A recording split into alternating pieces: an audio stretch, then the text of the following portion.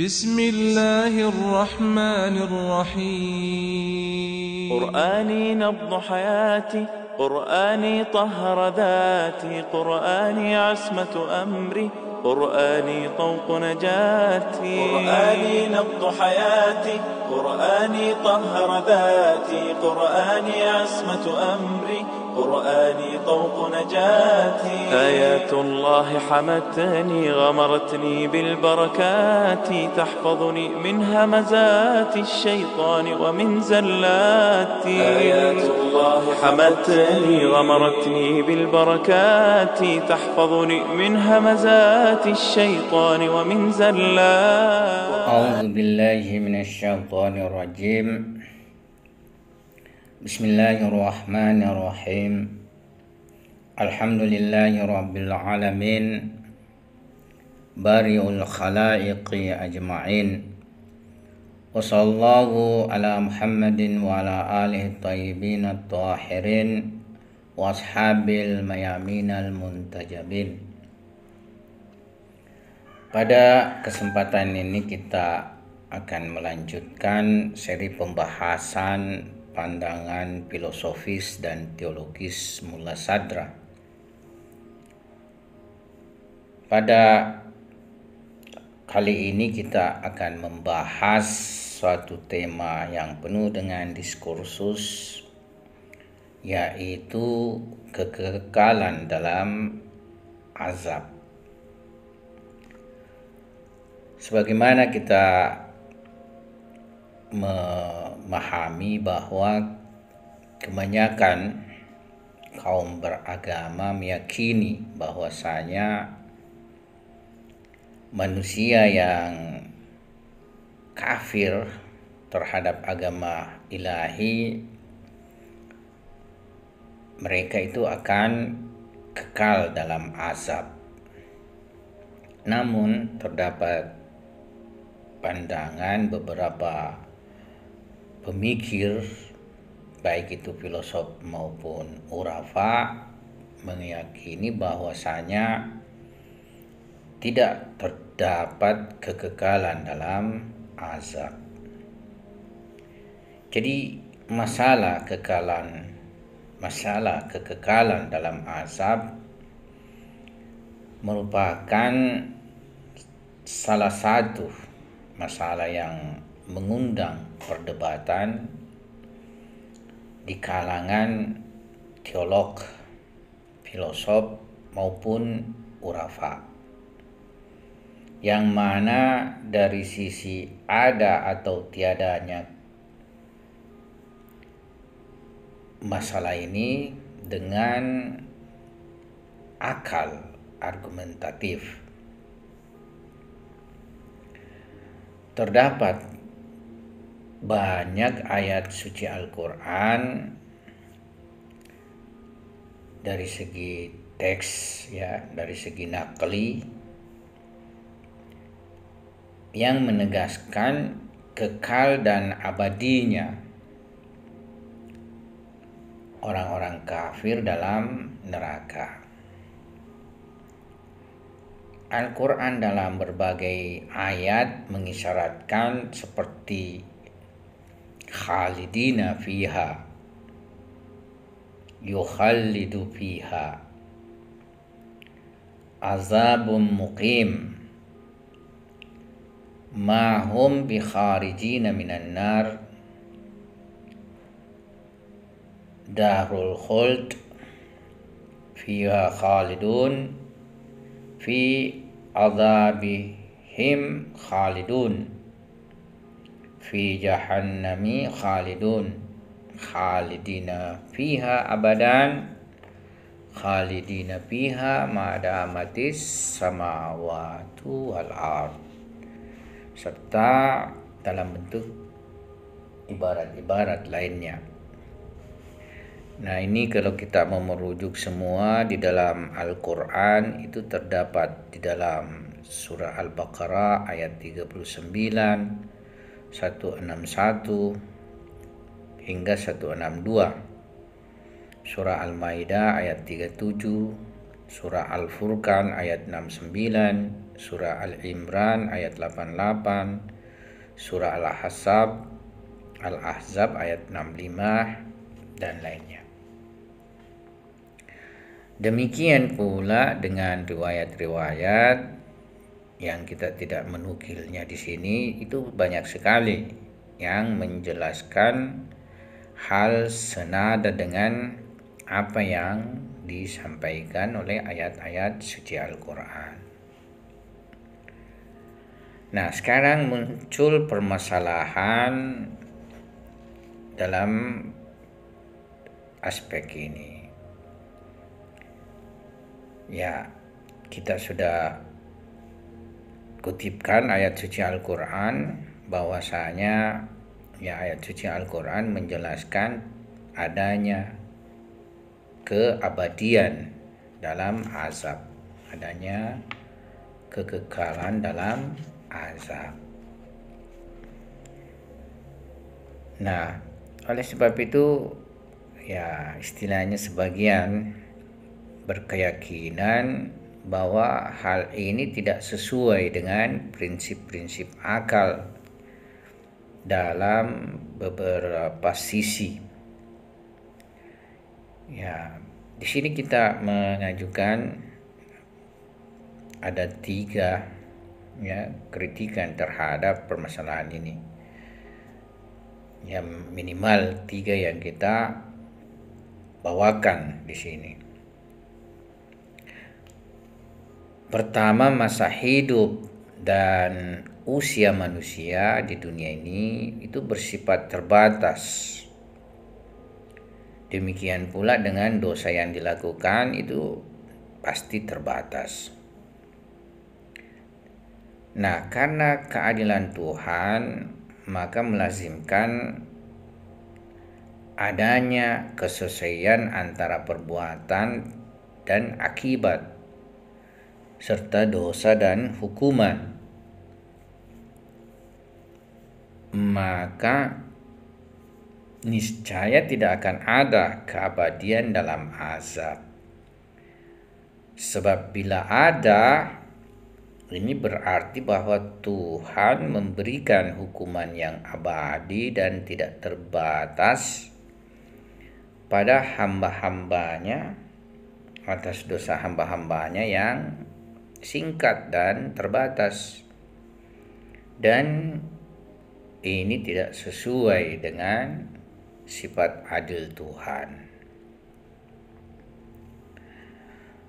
Kedua, rahmat dan kasih Tuhan adalah rahmat yang maha luas. Wa bi rahmatika allati wasi'at kulla syai', atau warahmati wasi'at kulla syai'. Nah, juga didapati dalam doa bahwasanya wahai yang rahmatnya mendahului murkanya, yaman sabakat rahmatuhu ghadabah. Oleh sebab itu, keluasan dan kemendahuluan rahmat Tuhan atas murkanya melazimkan orang-orang kafir akan terbebas pada akhirnya dari api neraka. Ketiga, alasan terpenting dari tertolaknya siksa abadi yaitu argumentasi tentang fitrah ketauhidan manusia. Fitrah setiap manusia, baik mukmin, kafir maupun fasik, tertetapkan dengan tauhid, iman, dan keyakinan pada Tuhan. Dalam istilah Al-Quran, setiap manusia telah mengiyakan seruan ketauhidan Tuhan, telah menyatakan qalu bala syahidna, ketika Tuhan mengatakan alastu birabbikum. Oleh karena itu, kefasikan dan kekufuran hanyalah aksiden bagi jiwa manusia, bukan substansi. Tentu perkara aksiden tidak memiliki ketahanan di hadapan perkara substansi, sehingga ya dikatakan aksiden itu akan lenyap dan tidak akan abadi, ya, yakni arad yazul wala yadum. Dengan demikian, orang-orang kafir dan fasik setelah melewati azab yang pedih dalam jangka waktu tertentu akan terbebas dari bentuk kegelapan, kekufuran dan kefasikan, dan fitrah ketauhidan itu akan kembali memancar pada dirinya. Mereka akan mendapatkan kenyamanan dan keselamatan. Nah, sehubungan dengan hal ini, penyair filosof Muhammad Reza Qumsei, beliau juga ini adalah seorang arif, melantunkan syair. Ciptaan seluruhnya terlahir dengan fitrah tauhid. Syirik hanyalah aksiden yang akan lenyap. Ciptaan seluruhnya datang dari rahmat dan kembali ke rahmat. Inilah rahasia cinta yang membuat akal takjub. Atau dikatakan bahwasanya asli pemberiannya adalah kemurah hatian, kasih sayang dan ampunan. Amarah baginya hanyalah setitik debu di tengah air lautan. Sementara Rumi sendiri bersyair, dahulu kita juga bagian dari pemabuknya, menjadi pecinta istananya. Tali pusar kita dipotong dengan rahmatnya, dalam hati kita tertanam cintanya.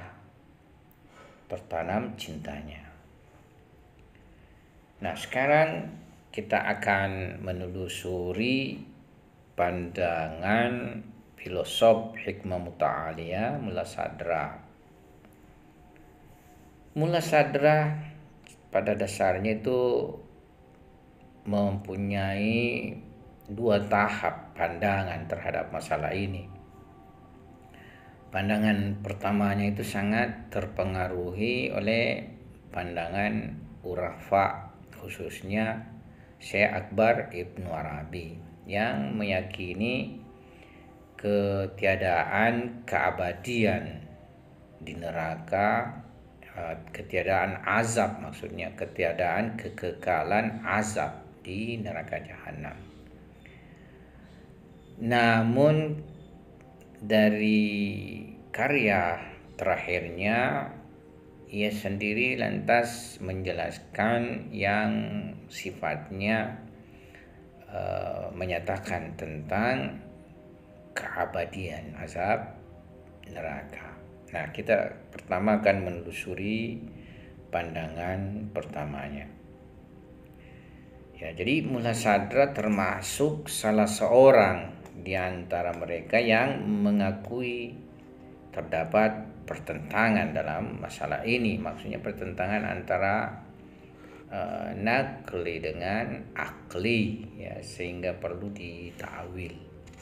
Jadi dikarenakan argumentasi rasional, ihwal tiadanya siksa abadi dan terputusnya azab di akhirat kelak, Mullah Sadra memilih menakwil teks-teks agama yang menjelaskan keabadian azab. Berkenaan dengan masalah ini, sebagaimana yang terlihat dalam kitab-kitab filsafat dan kitab tafsirnya, Mullah Sadra sangat terpengaruh dengan pemikiran Syekh Ibnu Arabi, yang mana Ibnu Arabi merupakan tokoh pertama yang begitu tegas meyakini ketiadaan siksa abadi dan terputusnya azab di akhirat kelak. Setelah beliau menjelaskan pandangannya tentang terputusnya azab, Mullah Sadra mengatakan, derita dan siksaan yang terdapat di neraka adalah bukti keberadaan substansi jiwa, maksudnya substansi fitrah ketauhidan manusia yang bertentangan dengan sifat dan bentuk-bentuk rendah hewaninya.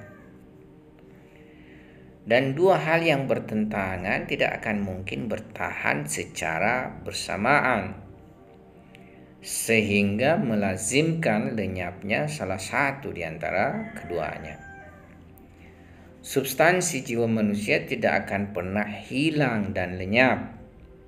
Oleh karena itu, sifat dan bentuk-bentuk rendah hewani akan hilang seiring dengan hilangnya sebab-sebabnya. Saat itu manusia kembali pada fitrah tauhidnya dan masuk ke dalam surga Allah Subhanahu wa taala. Tentu hal ini berlaku apabila bentuk-bentuk hewani tersebut bukan kategori syirik yang menyebabkan terjadinya perubahan ke fitrah yang lain.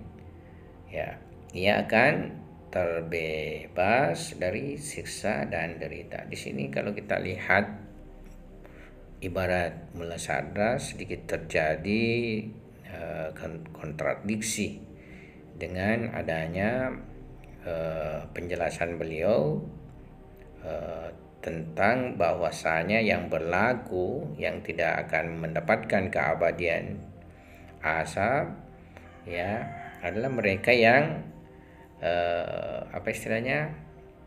bahwasanya bukan kategori syirik, ya, di mana kategori syirik ini akan menyebabkan terjadinya perubahan ke fitrah yang lain, ya. Nah, dalam menerangkan ayat 179 surah Al-A'raf, yakni dan kami jadikan isi neraka kebanyakan dari jin dan manusia, Mullah Sadra menguraikan bahwa ciptaan yang akhir dari eksistensinya adalah masuk ke dalam neraka berdasarkan ketentuan dan ketetapan Tuhan, mestilah sesuai dengan tabiat dan kesempurnaan eksistensinya. Dikarenakan puncak dari kesempurnaan adalah eksistensi atau wujud dan kesempurnaan yang sesuai dengan tabiat sesuatu itu, bukanlah azab bagi dirinya. Ia terhitung sebagai azab bagi ciptaan yang tercipta untuk pencapaian derajat yang lebih tinggi. Dari penjelasan ini, Mullah Sadra tampaknya ingin memberikan dua dalil tentang terputusnya azab. Pertama, keluasan rahmat Tuhan mencegah abadinya orang-orang kafir dalam neraka. Kedua, segala sesuatu di alam ini termasuk ikhtiar dan pilihan kita merupakan ketentuan dan ketetapan Tuhan. Dengan demikian, bagaimana mungkin Tuhan memberikan azab abadi kepada ahli azab? Lantas, Mullah Sadra menukil pernyataan Syekh Ibnu Arabi dalam Futuhat dan Fusus. Demikian, bahwasanya penduduk tempat ini, yaitu neraka jahanam, abadi di dalamnya. Pintu-pintu akan terkunci. Jadi di sini kita harus perhatian. Beda penduduk itu abadi di neraka dengan merasakan azab abadi. Jadi mereka meyakini keabadian tinggal di neraka, yakni tetap di dalam neraka. Tapi mereka tidak meyakini tentang keabadian azab. Jadi bisa saja para penghuni neraka itu tinggal tetap abadi di neraka, namun azab nerakanya yang tidak abadi. Ya, jadi saya sendiri mengatakan penduduk tempat ini, yakni neraka jahanam, abadi di dalamnya. Pintu-pintu akan terkunci, jahanam akan tertutup, mereka putus asa untuk keluar lantaran keputusasaan inilah mereka beroleh ketenangan dan kenyamanan.